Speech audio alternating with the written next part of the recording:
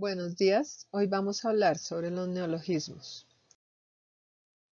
Te preguntarás qué son los neologismos. Son palabras y expresiones nuevas que no existían en la lengua, que se incluyen debido a la necesidad de adaptarse a la realidad de sus hablantes en un idioma. También pueden ser palabras que ya existían, pero que tengan nuevos significados. ¿Por qué aparecen este tipo de palabras? Por los cambios sociales y tecnológicos.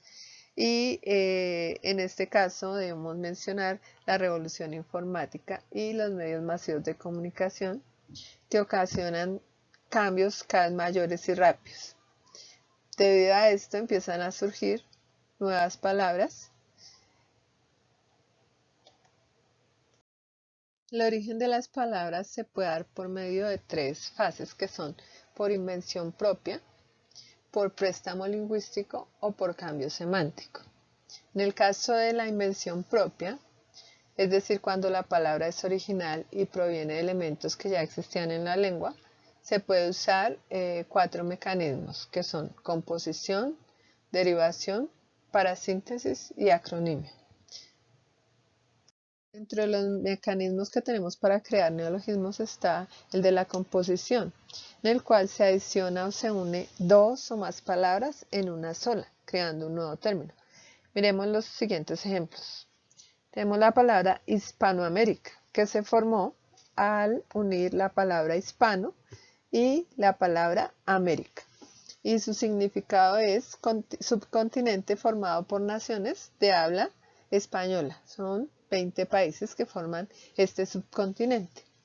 Y la siguiente palabra es cortafuegos, que viene la palabra cortar más la palabra fuego. Y en Internet significa un aparato que controla las conexiones que entran y salen del computador. Ahora vas a analizar las siguientes palabras. La primera de ellas es rompecabezas, que se compone de rompe y de la palabra cabeza. Ahora es tu turno. Analiza agridulce, altibajo, aguamarina, telaraña, abrelatas y aguafiestas. La siguiente fase es la derivación, en la cual se usan prefijos y sufijos y se crea una nueva palabra. Tenemos el ejemplo antiimperialismo, en el cual se usa el prefijo anti más la palabra imperialismo, dando como nueva palabra antiimperialismo, que quiere decir que se opone a la política o economía de un país, en este caso Estados Unidos.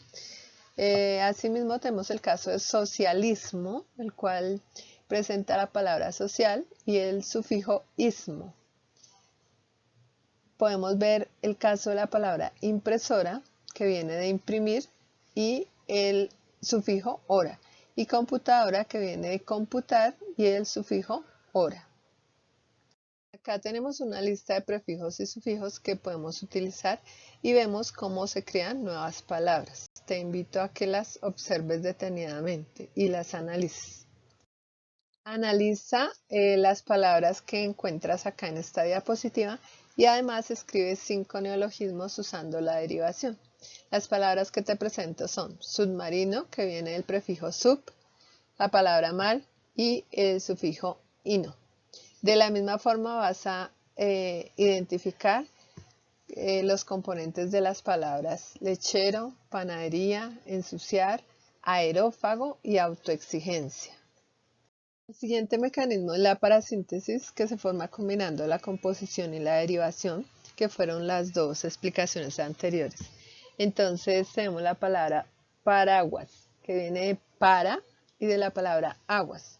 O podríamos tener paraguas, que viene de la palabra para, de la palabra aguas y del sufijo as. De la misma forma tenemos la palabra enamorar, que vendría del prefijo en, de la palabra amor y del sufijo ar.